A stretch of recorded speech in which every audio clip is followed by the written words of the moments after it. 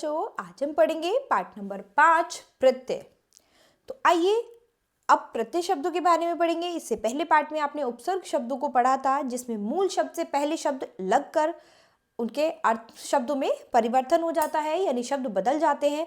तो यहाँ पर इसी तरह से प्रत्यय हैं जो मूल शब्द के बाद में लगकर उसके अर्थ को बदल देंगे, वो प्रत्यय कहलाते हैं। तो यहाँ पर क्या है, नीचे कुछ शब्द दिए गए हैं, पढ़िए। मूर्तिकार, पत्रकार, कलाकार। ऊपर दिए गए शब्द मूर्ति, पत्र तथा कला में कार शब्दांश जुड़कर बने हैं। तो इन सब में पीछे क्या जुड़ा हुआ है, कार। ऐसे शब्दांशों को प्रत्यय कहा जाता है। तो जो शब्दांश किसी शब्द के अंत में लगकर उसके अर्थ में परिवर्तन ला देते हैं, उन्हें प्रत्यय कहते हैं। प्रत्यय के भेद। प्रत्यय दो प्रकार के होते हैं, कृत प्रत्यय, तद्धित प्रत्यय। कृत प्रत्यय जो प्रत्यय क्रिया की धातुओं के अंत में लगते हैं, वे कृत प्रत्यय कहलाते हैं। इसके योग से बने शब्द कृदंत कहलाते हैं। भेद। कृत प्रत्यय के 5 भेद होते हैं। पहला कृतवाचक प्रत्यय, दूसरा कर्मवाचक प्रत्यय, तीसरा करणवाचक प्रत्यय, चौथा क्रियावाचक प्रत्यय और पांचवा भाववाचक प्रत्यय। कृतवाचक प्रत्यय जिन प्रत्ययों से बने शब्द कर्ता का ज्ञान कराते हैं, उन्हें कृतवाचक प्रत्यय कहते हैं। जैसे यहाँ पर प्रत्यय है इया और शब्द इसका रूप क्या है, इससे बनने वाले शब्द क्या हैं, बढ़िया, घटिया। ऐसे ही आकू, तो शब्द रूप इससे बनने वाले क्या हैं, लड़ाकू, पढ़ाकू, यानी बाद में ये शब्द जुड़े जाते हैं। ऐसे ही क्रमवाचक प्रत्यय क्या है, जिन प्रत्ययों से बने शब्द कर्म का ज्ञान कराते हैं, उन्हें कर्मवाचक प्रत्यय कहते हैं। जैसे कि प्रत्यय है यहाँ पर हुआ और शब्द रूप क्या है, लिखा हुआ, दिया हुआ, लिया हुआ। ऐसी दूसरा है नी, तो शब्द रूप क्या है, ओढ़नी, सूंघनी, कोहनी।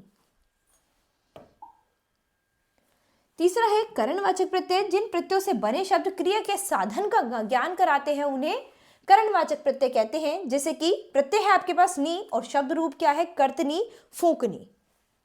इसके बाद है क्रियावाचक प्रत्यय, जिन प्रत्ययों से क्रिया के होने का भाव ज्ञात होता है, उन्हें क्रियावाचक प्रत्यय कहते हैं। जैसे कि यहाँ पर प्रत्यय है आ, इससे बनने वाले शब्द क्या हैं, चला, खिला, मिला, दिखा।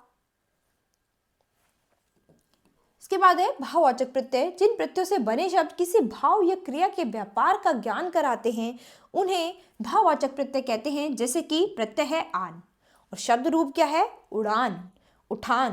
प्रत्यय है आवा और शब्द रूप क्या है, बुलावा, दिखावा।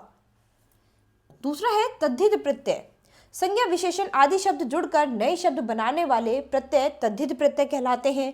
भेद। तद्धित प्रत्यय के 8 भेद होते हैं।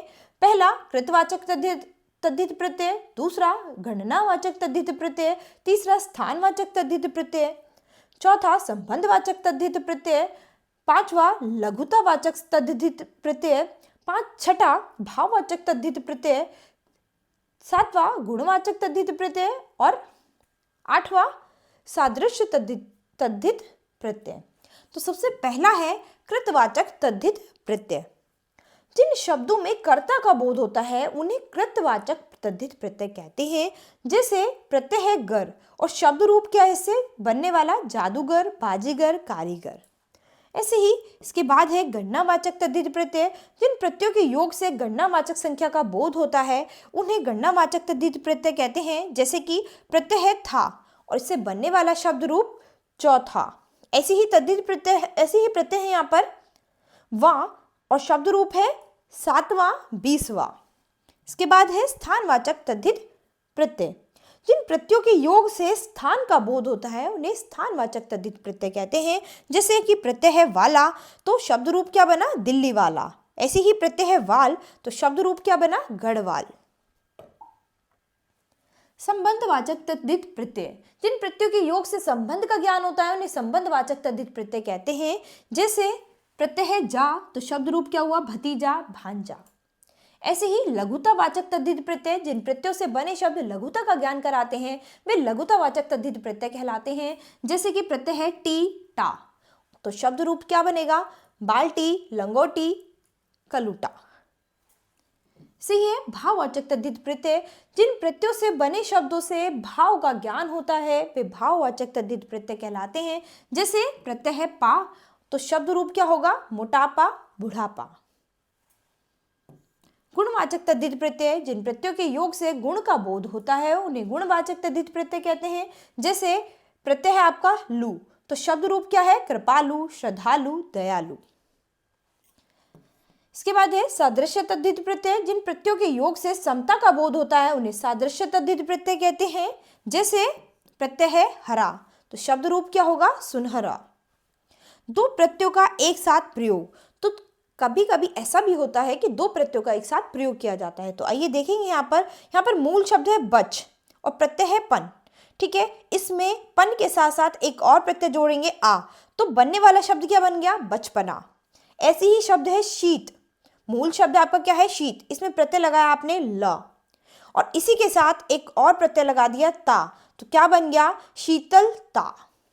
ठीक है, तो इस पाठ का सार आपको क्या मिला? मूल शब्द के बाद जुड़ने वाले शब्दांश प्रत्यय कहलाते हैं। प्रत्यय शब्दांश होते हैं, इनका स्वतंत्र रूप से कोई अर्थ नहीं होता, तो अपना इनका कोई अर्थ नहीं होता, ये केवल किसी शब्द के मूल शब्द के साथ जुड़कर ही इनका कोई अर्थ निकलता है। तो बच्चों, यहाँ पर आपने प्रत्यय के बारे में पढ़ा है, तो कुछ प्रत्यय लगाकर आप नए शब्द अपने अभ्यास में बनाएंगे। तो आशा करती हूँ आपको प्रत्यय के बारे में अच्छे से समझ में आया होगा। तो हम अपनी नई क्लास में मिलेंगे अपने नए पाठ के साथ। धन्यवाद।